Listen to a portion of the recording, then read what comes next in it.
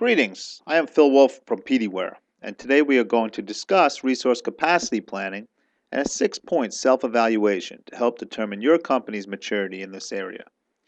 At the end of this presentation, I hope you will have a framework for getting started toward improving your resource planning processes.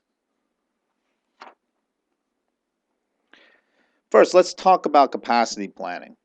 There are a few reasons why I'm choosing to focus on capacity versus other parts of resource planning. First of all, your hired employees and consultants represent some real costs of doing business. This is your payroll and your sunk cost. It doesn't matter what these people do for you, you are committed to paying them. And since you are paying them, you might as well get as much productivity as you can. Second, if you put the right people in the right jobs, work will get done.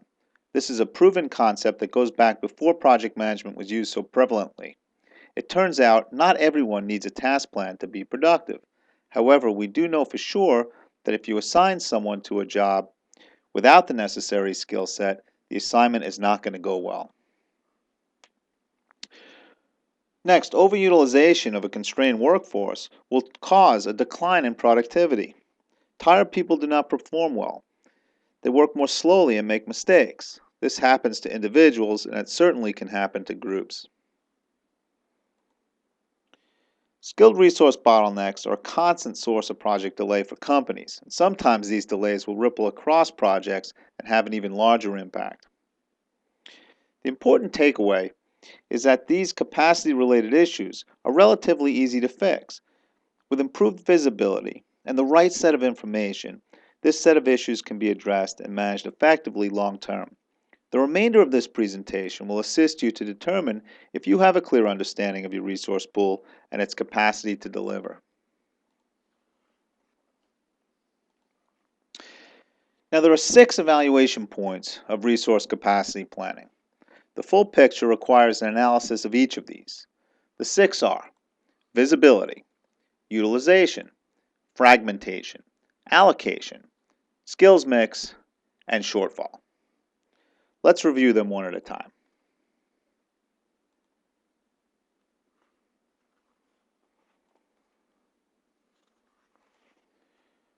The first is visibility. Visibility refers to your access level to important resource planning information. Some of the data is straightforward and some might be more complex. Some basic questions your company should be able to answer at any point in time would be, who do we have on staff? What skills do they have?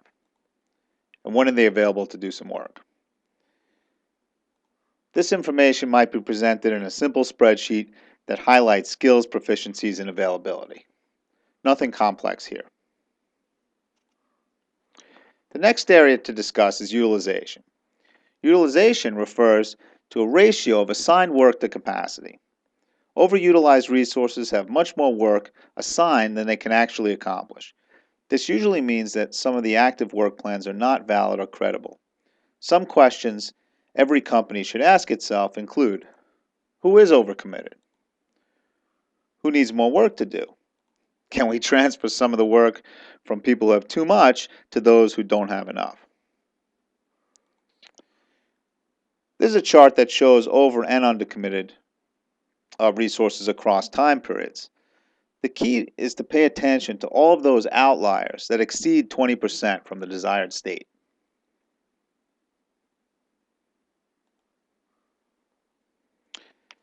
Let's move on to fragmentation. Fragmentation refers to the number of projects that individuals or groups are assigned to. For every company, and sometimes for divisions within companies, there is a threshold number of projects that, once exceeded, puts all other projects at risk. As a result, there are some questions that have to be asked internally. How many projects are people working on? Either in total or on average. Would they be more productive if they were working on less? Is everyone getting to the things they are signed up for? Comparing individuals and groups visually, as in this graph, can highlight pending problems.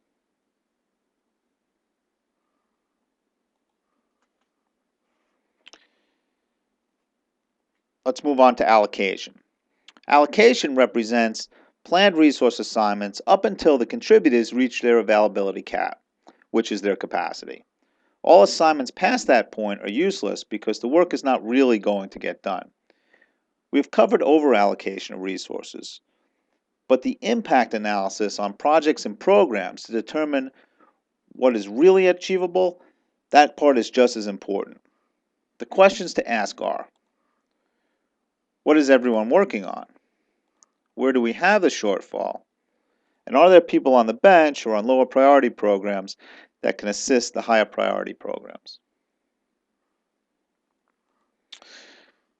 This is a graph that shows where programs are not achievable because assigned resources are not really available to deliver. These programs are feeling the impact of issues throughout the overall resource allocation process.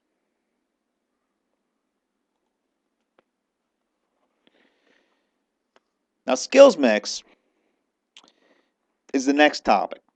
Looking at the skills mix can help explain why many companies have both shortfall and unutilized headcount. Skills mix can be adjusted over time, so it's important to understand the impact of short-term issues and eliminate them over the longer haul through staff planning. Some of the questions we need to ask are, do we have shortfall in any functional areas? Are any functional areas overstaffed? If we take on more projects, where do we need to build capacity? And are there retraining opportunities for existing staff? This graphic shows some resource skill sets that cannot be used in the current portfolio.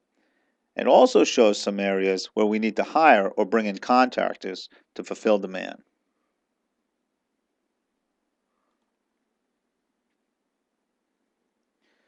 The final evaluation area is shortfall.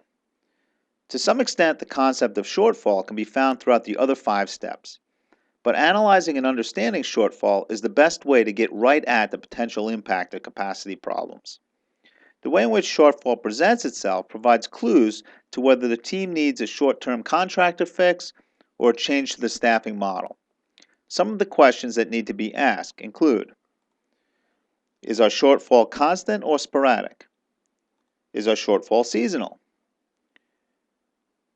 Which high priority programs are most affected? The chart shows the cumulative cost of staffing shortfall on the programs over time. The goal would be to see the impact on each program decrease as staff management processes begin to take effect.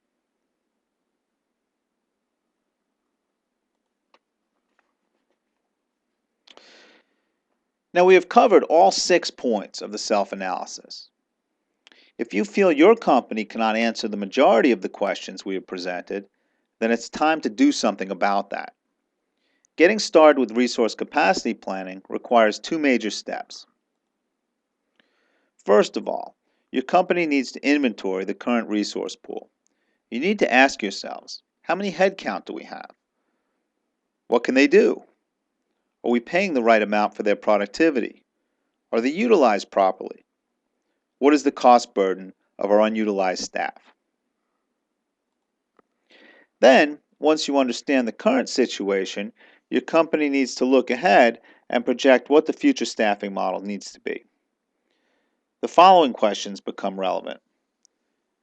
What skill areas will fall short of demand? Where is the demand shortfall impact? Is there an opportunity to optimize our staff? And what is the cost of achieving higher productivity?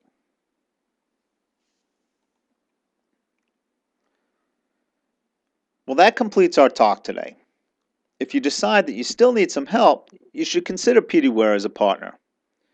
At PDWare, we offer simple and credible software solutions to organizations with resource-constrained environments.